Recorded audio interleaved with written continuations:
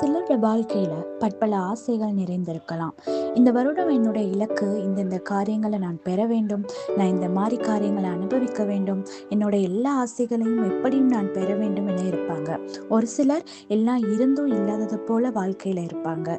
எனக்கு இல்லை, எனக்கு முன்னேற கஷ்டம், எனக்கு பிரச்சனை, எனக்கு போராட்டம் என்று புலம்பு கொண்டிருப்பார்கள். ஒரு சிலர் தன்னிடத்தில் முன்னேற திறமை இருந்தும் மன மகிழ்ச்சி எல்லாம் இருந்தும் கடவுளை மறந்து போவாங்க. அப்படி இருக்கிற நம்ம எல்லாரையும் பார்த்து இந்த பிப்ரவரி ஏசப்பா நமக்கு கொடுக்கிற வார்த்தை தான் சங்கீதம் 37வது அதிகாரம் 4வது வசனம். கர்த்தரிடத்தில் மன மகிழ்ச்சியாயிரு, அவர் உன் இருதயத்தின் வேண்டுதல்களை உனக்கு அருள் செய்வார்.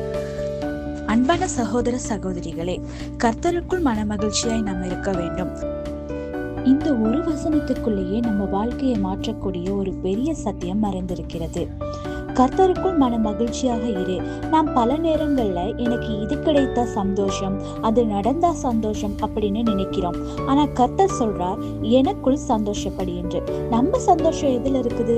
பணத்துல, மனிதர்கள்ல, சூழ்நிலையில, ஒருவரை ஒருவர் குற்றப்படுத்துவதில்ல, ஒருவரை ஒருவர் புறம்பாக தள்ளுவதில்ல. ஆனா கர்த்தருக்குள் தான் நம்ம உண்மையான சந்தோஷம் இருக்கிறது. நம்ம அழுது ஜெபிக்கலாம், காத்திருக்கலாம், சோதனைக்குள்ள போகலாம், பிரச்சனைகளுக்குள்ள போகலாம். ஆனா அதுக்குள்ளேயே கர்த்தரை நம்பி அவர்ல மகிழ்ச்சி அடையும் போது நம்ம உள்ளம் அமைதி அடைகிறது.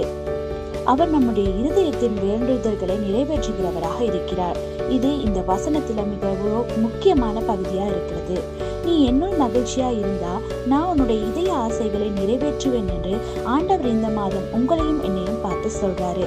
இந்த மாதம் நீங்களும் நானும் கர்த்தருடைய ஊழியங்களாக இருக்கட்டும், மற்றவர்களோடு கடந்து போகிற வாழ்க்கையா இருக்கட்டும், நம்முடைய வேலைகளாக இருக்கட்டும், இதுல நாம் கர்த்தருக்குள் மன மகிழ்ச்சியா இருக்கும் போது நம்முடைய உள்ளத்தின் ஆழத்துல நம்ம ஆசைப்படுகிற ஒவ்வொரு காரியங்களும் அது நமக்கு நிறைவானதாக, நமக்கு சரியானதாக இருந்தா நம்முடைய கர்த்தர் நமக்கு அவைகளை அருளுகிறவராக இருக்கிறார்.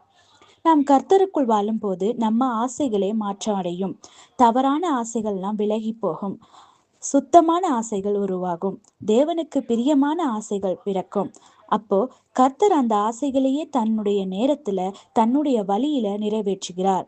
இன்று இந்த வசனம் நமக்கு சொல்லுகிற செய்தி என்னவாக இருக்கும்? நீ காத்திருக்கிறாயா? ஜெபம் பதில் இல்லாமல் இருக்கிறதா? மனம் சோர்ந்து போயிருக்கிறாயா? இன்று கர்த்தர் உன்னை பார்த்து சொல்லுகிறார், என்னுள் மகிழ்ச்சி அடை, உன் வேண்டலை நான் மறக்கவில்லை. நீ கண்ணீர் விட்ட ஜெபம், நீ ரகசியமாக கேட்ட வேண்டுதல் ஒன்றுமே வீணாக போகவில்லை. ஆம் பிரியமானவர்களே, இந்த மாதத்துல உங்களுடைய ஆசைகள் நிறைந்திருக்கலாம். எனக்கு இது கிடைத்தால் இந்த மாதம் சந்தோஷமா இருக்கும் என்கிற ஒரு எதிர்பார்ப்பு இருக்கலாம். நீங்க கர்த்தருக்குள்ள மன மகிழ்ச்சியா இருந்து நீங்க அமைதியாக ஆண்டவரிடத்துல கேட்கும் போது இந்த மாதம் ஆண்டவர் உங்களுக்கு அதை கொடுக்க வல்லவராக இருக்கிறார். ஆமேன். God bless you.